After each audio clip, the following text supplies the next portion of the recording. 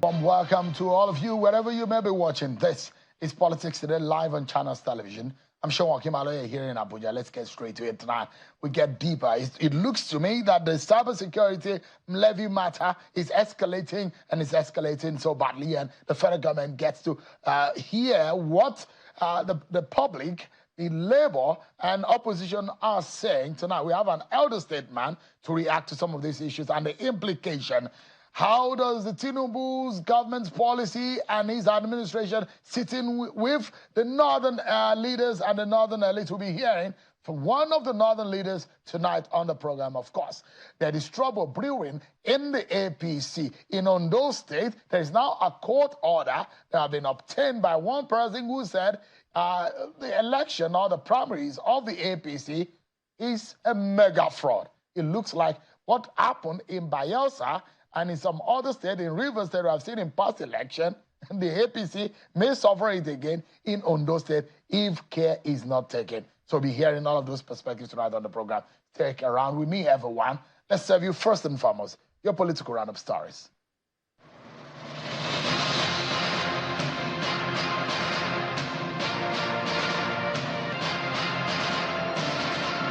Ahead of the commissioning of a 4,000 metric tons per day capacity lithium processing factory in Nasarawa State, Governor Abdullahi Sule is assuring investors in the state of safety.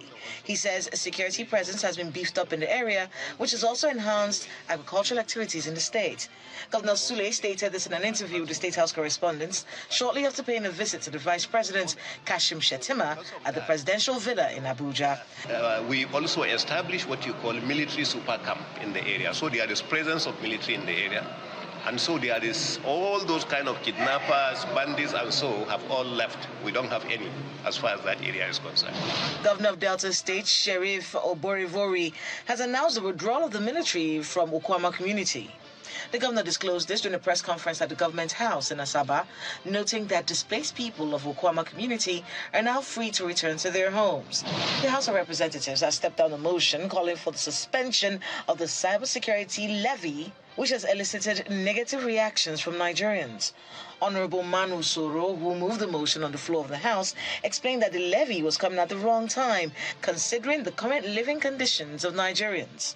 The House has also launched an investigation into the escape of the head of Binance Africa, Mr. Nadeem Anjarwalla, from the custody of the National Security Advisor.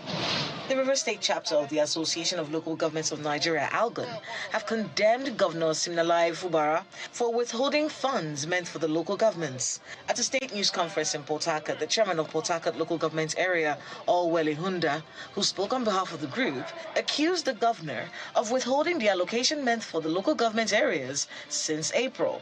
The group further accused the governor of intending to dip his hands into the local government area funds. The PDP National Working Committee has warned the All Progressives Congress in Rivers State to bury the thought of unlawful and forceful takeover of government from Governor Siminalayi Fubara. The PDP National Publicity Secretary at a press conference today in Abuja berated the APC chairman in Rivers State for the statement asking the House of Assembly in the state to commence impeachment proceedings against the governor.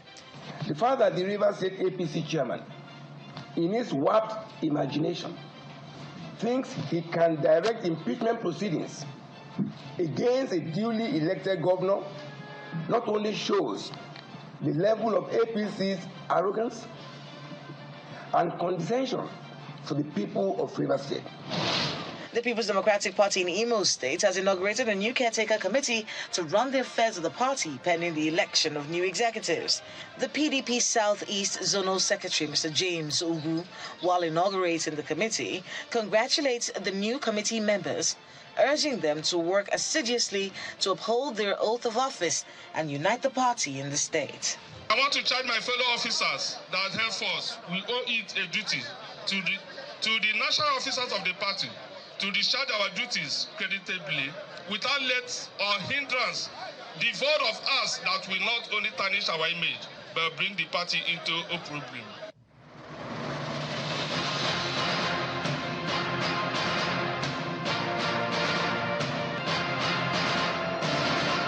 Thank you so much. And there you have it, everyone. You've been served with your political roundup stories. Let's get to it. The outrage over the side directive of a cybersecurity levy by the central government has reached a fever pitch. Tonight, spotlight falls upon that contentious directive issued by the Nigerian federal government regarding the imposition of a cybersecurity levy, a directive which was released in a communication from the Central Bank of Nigeria. That move has sparked a maelstrom of reactions across the nation. In the wake of this directive, the Trade Union Congress in Nigeria has vehemently voiced its dissent, brandishing the threat of a nationwide protest and economic shutdown should the policy persist. And notably, also the presidential candidate of the Labour Party, Mr. Peter Obi, has castigated the policy as a relentless drain on an already ailing economy, likening it to a desperate act of milking a dying cow. As the nation teeters on the brink of unrest, economic and policy unrest, we navigate the complexities of weak governance and public response, seeking clarity amidst the cacophony of conflicting perspectives. Tonight, we'll be dissecting these issues, and I'm being joined by an elder statesman and the dean of the Borno Elders Forum, Professor Khalifa Dikwa, is a scholar and a political scientist. Thank you so much indeed, Prof, for joining us tonight. Thank you. Thank you. How does that policy come to you when the CBN came out to say there will now be a cybersecurity levy, and that is a pursuant to the Section 44 of the Cybersecurity Act? It is not. It is Cybercrimes not. Act. It is not a surprise to me because Nigeria is seemingly being controlled remotely, and each time there is something like that, it is not only about the president, President Tinubu. It had to do with others, the front runners. PDP and AD could have done the same, even worse. Remember, at one time, all of them went to one capital or another in order to promise something that they could have done. One of them to get rid of the refineries, to remove the subsidy. These are things that subsidies are, like I said it earlier. Each time I said the subsidies are rights. They are not privileges. They are rights of the people. Whatever we have, if it is gold that we have, this gold that we sell, we must have it. There is no way you have the mother who sells food and you to buy it exorbitantly. Your own must be at rebate. You must eat food, not impoverish you all the time. So if Nigeria has an abundant oil, yes, Nigerians should be able to benefit absolutely from it by way of subsidies. Absolutely. The white men, what are they doing? They don't have oil. They buy it, the white fuel, and they subsidize it by 80% for their own people. Why is it the opposite in Africa? They are doing it for Nigeria and Angola. Why is it that only Angola and Nigeria could not put together their refineries? All these years, even President Buhari promised 6 months, they couldn't do it because the foot soldiers are there. And Nigeria has been being trapped. They are waiting, they are trying to trap Nigeria since independence. They couldn't get Nigeria to be the way of Congo that is still fighting the wars with over 140 militant groups. So you are seeing weapons. The hands of former colonial masters and from foreign hands in these, but these are policies by our own government. Absolutely. But when you say that the government's policies are remote-controlled actions, what do you mean? Who are these people? You can't see them because they intimidate. And unless a leader will say, okay, whatever I have as a secret, you can take it, but I will let me serve my country. In the past, they used to use people within even the government to intimidate, to frame, to blackmail. Some of them, they poison them and they kill them, including intellectuals. But they protect their own intellectuals. And so you mean that the Tinubu government, yes, most of their actions? Blackmail. Being blackmailed. So the likes of Femi Falana, who says yes, IMF, World Bank are backing some of the policies of the government, that he is right. Absolutely. Senior advocate Femi Falana was absolutely right. And it is not going to end there. The more you do one, tomorrow they will bring another one. They are interested in plunging Nigeria into crisis, lawlessness. That is the main thing that they want. And they are not happy that Nigeria is the only country without the foreign troops. They are not happy about it because all the countries surrounding us were troops, foreign troops. Well, I mean, Burkina Faso, some of these countries are already repelling, they are already asking. Why? They have been there for over 10 years. They have not been to help them fight terrorism. After all, thank God we have the media, we have this social media and so on now helping. We can talk to our people in America, in China, everywhere we can talk and compare notes. They created the insurgency for other countries. It is a racist thing, one. Two, they don't behave, they don't want our population. It is our resources that they want. But Prof, let's look at the meat of the matter, because your school of thought looks like a theory, which we need to find a strong evidence to back it. But let's talk about what this government has done, which came as a way of a directive from the Central Bank of Nigeria. And I mean, this is also captured in our laws as amended in 2024, that there shall be a cybersecurity levy, 0.005, and which means it has implication for all of the transactions that will be made. Do you think this is in the interest of securing our cybersecurity territory in this country? That is the difference between a leader and ruler. A leader will not choose any time. This particular time is very hectic and terrible for Nigerians. They are impoverished, they cannot do anything, they cannot feed. Therefore, as a leader, you must just say, no, we are not going to do it. After all, government can source money and secure the line without milking our people again. You have to have that humane thinking of doing. That is why I said President Tinubu before that we knew had that particular feeling of human beings. But this one, it is becoming something else. Why? Nigeria is a greater country, and they think that allowing Nigeria to fix its basics, infrastructure, electricity, refineries, and so on, we have already the national, what do you call them, the brains. Nigerians are excelling everywhere in the world. And therefore, they believe that allowing Nigeria to fix the basic infrastructure will allow Nigeria to guide other African countries, because everything being done by Nigeria is a model.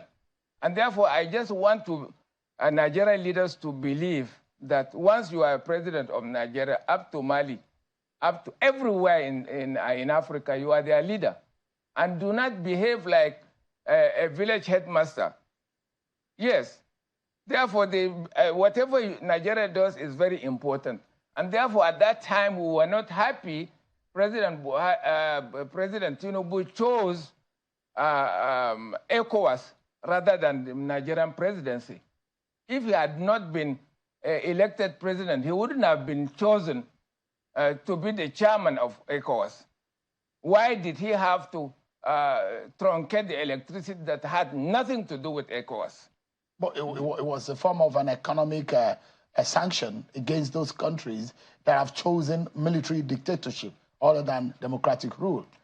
Military dictatorship, depending, whatever it is not that is dictatorship, behind the scene.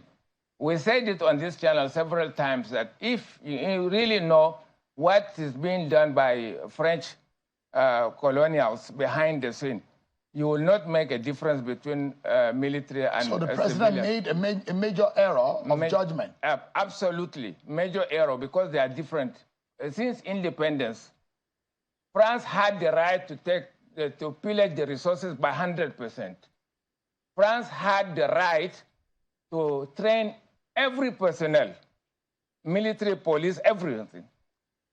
France has the right to invade a country and remove a sitting president, replace him with any other leader. And it was just a colonial continuous. Nothing like independence at that time. But let's look at... people do not know. Yeah, Prof, the decision of the government over the cybersecurity levy, does it have any economic implication? whether it has or not, this is not the time, Sheung. This is not the timing. It's a wrong time. It's a very wrong time. Why are you provoking the people of this country? They have taken enough. Let me read this to you. This is coming from an opposition leader, Mr. Peter Obi. And it says, I quote him, he says, the introduction of yet another tax in the form of cybersecurity levy on Nigerians who are already suffering severe economic distress is further proof that the government is more interested in milking a dying economy instead of nurturing it to recovery and growth. He went further to say the imposition of a cybersecurity levy on bank transactions is particularly sad, given that the tax is on the trading capital of businesses and not on their profit hence, will further erode whatever is left of the remaining capital after the impact of the Naira devaluation and high inflation rate. End of quote. That is Mr. Peter Obi of the Labour Party. Do you agree with what he said? Mr. Obi, had he won, he would have removed the subsidy, the same way President Tinubu did. The same thing with Atiku Abubakar. Therefore, on that thing, anything fuel, they have no right, even they don't have the moral right even to criticize President Tinubu. They are the same feathers, birds of the same feathers, because they were loyal to a particular force outside. Particularly, they went to America and went to London. And whatever it is there, why doing it? Because the Londoners, the British, were not voting. So you think that these levies, these taxes, these tariff policies are not homemade? Anything that will impoverish and increase the poverty, the provocation, will keep coming. In other countries, every 2 weeks, fortnightly, they give them one thing. And do not be surprised if tomorrow they will say, in order to get a good salary, retrenchment. Nigeria has reached a situation where if Nigeria had enough money, even those who are not working should have been given salary in order to survive. Prof, let's take a breather. We'll go on a break, and when we come back, Professor Khalifa Dikwa is still with me, and we dissect more. Now, we will look at the threat of the TUC. They said they will shut down the economy, and they're asking the federal government, the Tinubu-led government, to do one thing: withdraw that policy on cybersecurity levy of 0.05 of the transactions. Whether this will happen, we do not know. We'll get Professor Dikwa's response afterwards. Thanks so much, everyone, for staying with us. Professor Khalifa Dikwa is an elder statesman, a political scientist, a scholar, and the Dean of Bruno Elders Forum is live with me here in our Abuja studio. Thank you so much, Prof, for your time tonight. Thank you. There seems to be a trouble looming. When Labour steps into policies of government and they are making demands, one needs to be careful, because we know what has happened in the past. But TUC, this is what it said. Let me allow you to react to it. And I read portions of what the TUC has said today. Part of that statement reads that they are saying that the National Assembly, which ought to be the bastion of democracy and the protector of the citizens, oftentimes engage in collusion with elements within the executive to exploit the people. How can such an obnoxious law see the light of day in a truly people-oriented legislative house? This is indeed a conspiracy of the oppressors against the masses and citizens of this country, and it must be resisted by all well-meaning Nigerians. The TUC went further to say financial analysts have done a preliminary estimate using the 2023 online transfer volume in Nigeria that fell within these categories and put the value at about 2 trillion naira. What kind of cyber crime are we fighting with this humongous amount of money? This ugly development will further encourage people to hoard cash at home, reduce financial inclusion, increase poverty, and exacerbate the misery index. They went further to say, we call on the federal government to give a marching order to the Central Bank of Nigeria to immediately withdraw the circular and cancel the planned levy forthwith, failure of which we will be left with no option but to mobilize all our members, stakeholders, and indeed the entire masses to embark on the immediate protest that will culminate into the total shutdown of the Nigerian economy, as this is one exploitation too many. Enough is enough. Nigerians must breathe. These extortions must stop. Prof, if you were President Tinubu and seeing the warnings and the threat by the TUC, what would you do? I will just withdraw it. This is democracy. And my people are saying, no, I will just withdraw it and wait for another time. Conveniently do it. The difference between democracy and autocracy is the National Assembly. The National Assembly is not making noise like before. And secondly, the media, the freedom of speech. We didn't have it during military. That is the difference. Otherwise, there's no difference at all. Withdraw it, it is not the time. And I said they will ask for another one. It will not stop. And you have to choose your country or them. Either way, not both. You cannot do it. Because each time an African leader or president chooses to serve his own people, he is under attack, under blackmail, and so on. Particularly when he has certain things hidden there in far away in their own countries or in their countries. For you, this is fundamentally a foreign influence. Absolutely, absolutely. This is the hand absolutely of the white economic supremacy. Absolutely, and they will not stop. And I say, why is it they are talking about cybersecurity? What about Boko Haram that was created?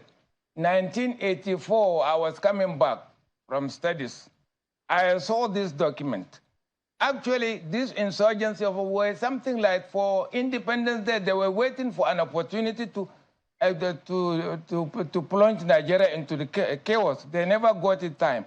They tried it in 1966. It became a war where we lost brains at that time. They tried again during the second term of the Second Republic, 1983. The Khaki guys struck and took it away. They couldn't do it. And now they wanted to do it 2013 and so on. Each time they wanted somebody who will come in and say, start selling those things to continue from where President IBB stopped. We had SDP. Is it SDP? SDP and NRC. NRC, we used to call them SDP, soldier deceiving people. NRC, nothing reasonable coming.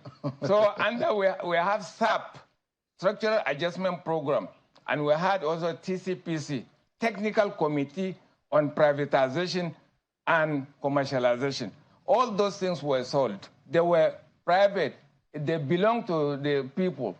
All these national assets, if they were being sold at that time, would they have even met the National Assembly or the presidency? So if you were this threat, if the government does not withdraw and listen to what organized labor is saying, they've told the world and they've told Nigerians what they will do. They said they will shut down the economy. I'm not sure we are ready for a shutdown of the Nigerian economy. I'm not sure Nigerian economy is ready for any kind of massive nationwide protest. But if this goes on, Prof, what do you fear the most? I fear the worst. They can find something in between. And what's that? In between, say, you know, it is abnormal to humiliate a whole government. And therefore, government can do something without doing it much in order to part ways and wait for another time. And bravely speaking, the best way is to withdraw, one. Number two, this insurgency, I said it, it was coming. And when it came, I said it will take different forms. And at that time, instead of government working, praising me, commending me for whatever I said patriotically, the foot soldiers within the corridors of powers were after me. And because of my patriotism. And therefore, it is not a hidden agenda. It is no longer hidden. Thank God they couldn't control the technology, ICT, because we can talk to colleagues everywhere. And why that Nigerians from diaspora are itching to come back home to work for their own country, to give their own part of help, but they cannot get the basic things. Always, the people are always underpaid if you are working. If you go to, we have lost over 60,000 people, doctors going away. Why are we training for other countries to drain? Prof, let me ask you, what you are a northern elder. Yeah. And we're hearing this, and in fact, one of the ministers was telling some other members of the Tinubu government to say, look, you need to stand up and speak up for the Tinubu government. There are talks about northern elders not happy with the Tinubu government. Why? Why? Because both of them, the Tinubu as a president and his vice president, both of them are qualified accountants. And each time you do accountants, you also know some economics. And his vice president, Kashim Shettima, is an intellectual, is a first-class scholar. If had he, the government, as a government, they should be able to say, Mr. Vice President, let us work something else that will be amenable, would be possible for our own country without hurting X, Y, Z. And therefore, Nigeria is a big deal. This time, it is the media and others to stand up. Why and are say the northern elite not happy with Tinubu? Not happy because each of these policies affects the North entirely. And also appointments? Is that an issue? Exactly, an issue, because most of the appointees are either misfits or weak or to the wrong places.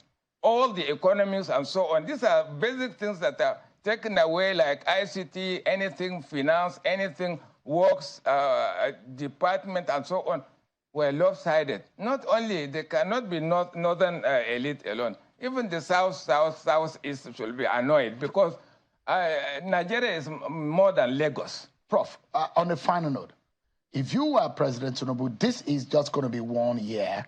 Just in 30 seconds, what would be your word of wisdom to his government? I will never allow anything to utter the word that he uttered on 29 May. It is gone. Why it is gone? It is gone, but I will bring it back. President Buhari did not budget for it, but I will bring it back. It will have been the message for Nigerians to breathe. But he did it, and to the satisfaction of these white people, they were happy. They were the first to clap. Why are they not doing the same thing in their countries? Why imposing Nigeria? Why Nigeria and African countries? Let us fix our basics. All right. And allow us, if they don't allow us, all this independence, we had over 60 years of friendship. Nigeria is an unaligned country, and we can always deal with people from all parts of the world and fix the basic, particularly things that affect our people in terms of transport, education, all these things that are withdrawn. The basics, the fundamentals. When you deny the masses, the people from poor families, education, it means eventually you are creating criminals, and you are also creating drug addicts without a future for Nigeria. Prof. That is it. I must sincerely thank you. Professor Khalifa Dikwa is a scholar, a political scientist, the dean of Borno Elders Forum, and an elder statesman in his own right and in every sense of the word. Thank you so much indeed, Professor Dikwa. It's good to see you, flesh and blood right here. Life, Thank you so much. I appreciate it. And dean of Elders Forum. Thank you so much. I appreciate it. Thank you very much. We take a break, everyone, and when we return, our attention will be on the aftermath and the looming trouble in the APC. Ondo APC governorship primary aftermath is really creating a lot of trouble, where one of the aspirants, Senator Jimoh Ibrahim, has now secured a court order. We'll find out details on this shortly. I'll be right back with you, everyone.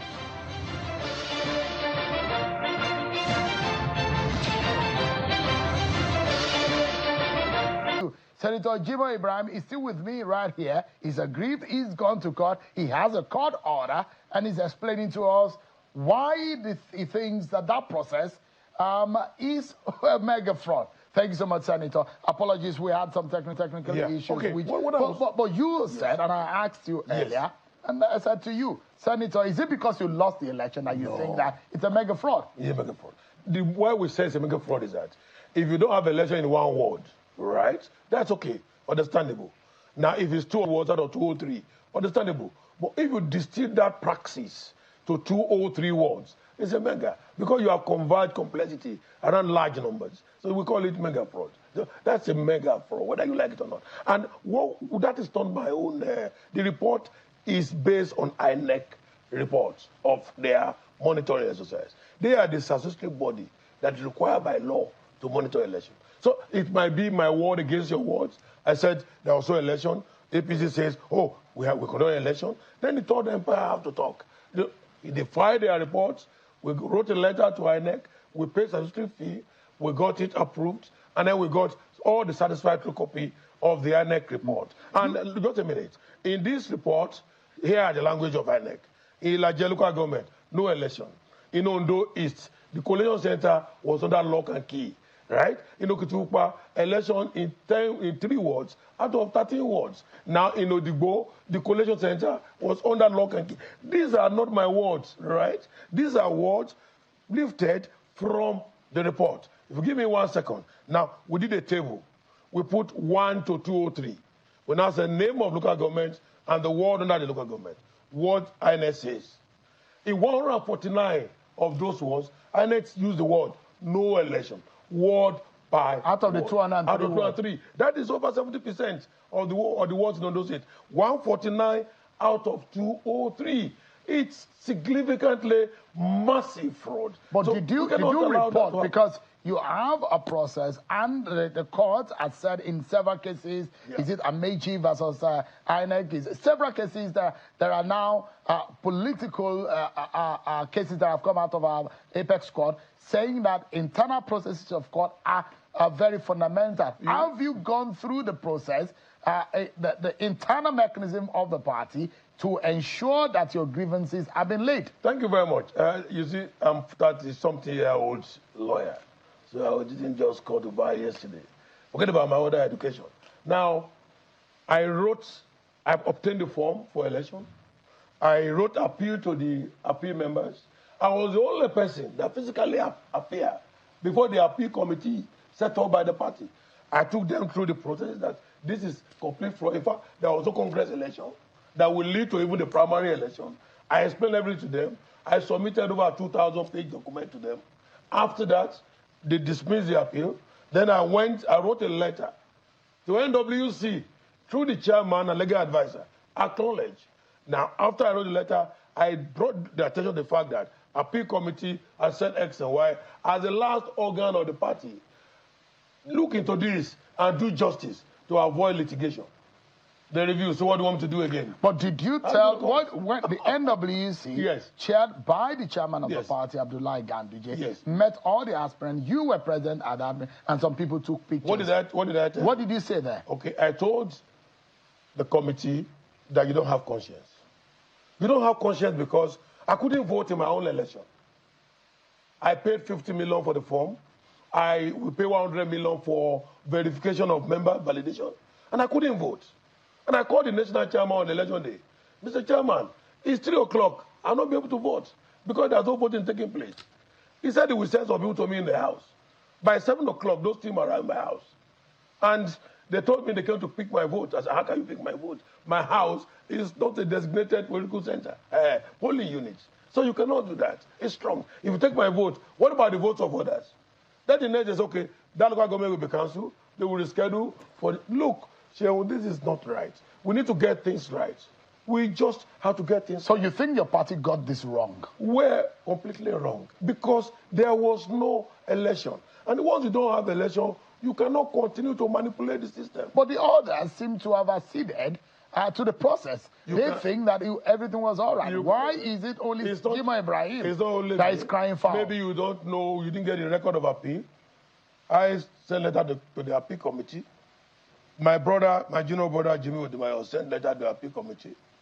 Olushola Oke, SAN, chief, sent letter to the appeal committee. In fact, he sent lawyers to the appeal committee. Now, Jimoh Ibrahim sent a letter to the appeal committee.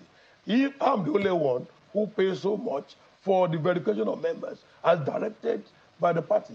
And there's no election. Look, this thing, let me tell you, it's not about Jimoh Ibrahim, understand it clearly. It's about the political system. It's about getting things right.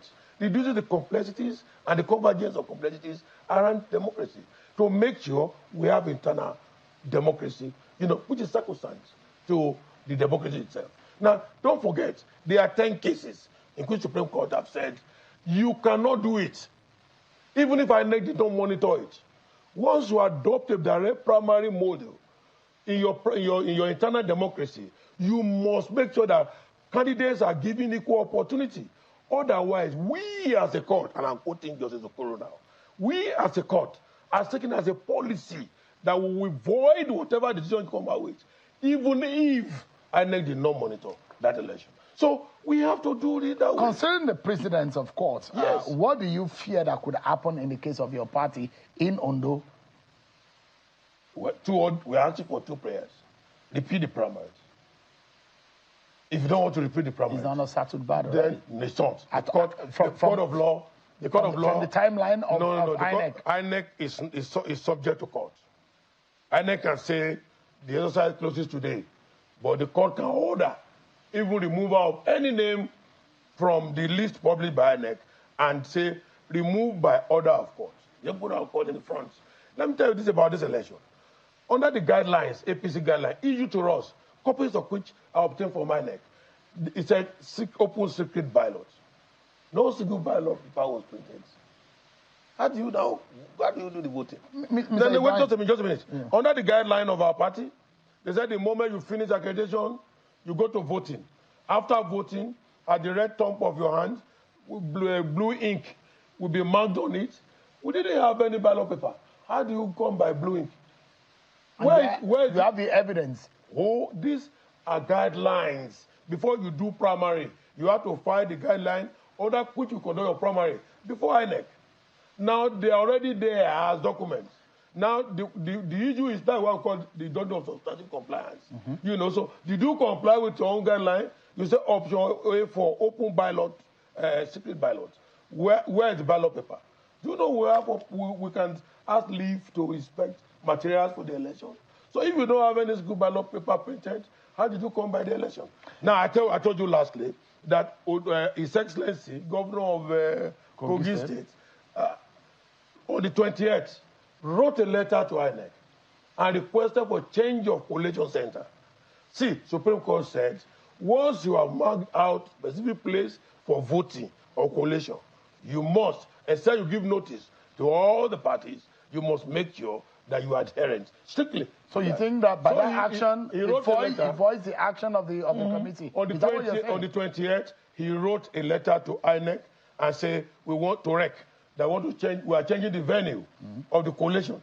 Now, if you protest an election, are you not supposed to have your collation officer at the final collation center where the figure will be put together? Now, he didn't communicate in that letter the new collation center. So we don't even know, neither did INEC come to say they know where the collation center is. Then, are you not supposed to inform all the aspirants vying for the election that collation center have changed from A to B so that we can move from A to B? That act alone will render the election. Let me ask you, are you not worried that you may not have been the politically favored in this election? And that is why it wasn't in your favor. It's not about whether GMO is favored or not.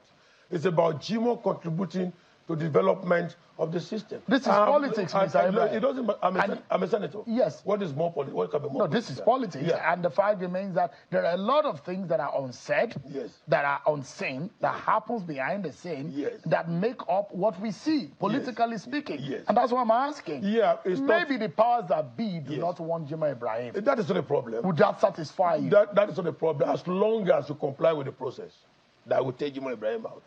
Failure to do so, you will be compelled by court. Wouldn't this circumspect the position of your party or the ability of your party to be part of the process? Bayelsa, Port Harcourt, these and Zamfara, these are cases in the past where your party has been at the wrong end of the stick. So who died? Nobody. The party is still So you don't care if your party loses out? It's not about whether you are caring or no. You are taking this matter too simple. Look, you are not looking at the holistic effects. You are not looking about the Nigeria effects. I'm looking. You are looking at the Nigeria. I'm looking at the implications for your party. No, don't worry about my party, because a party that be worried about must learn how to comply with its own rules and procedure. You say you want to do in the Senate. We are governed by our Red Book. So if you don't comply with that, you cannot even stand up to talk as a senator. Under what rule are you talking? Under Order 4, Order 9, 10, 11. Then you read it. Then you continue to talk. But here, you said, if I'm good in this election, I will print ballot papers. No ballot paper was printed. I will conduct a Congress election. no Congress election. There will be affirmation by Section 84 of the Electoral Act. When you do direct primary, it must be affirmed. Now, for you to affirm, you must get a Congress election.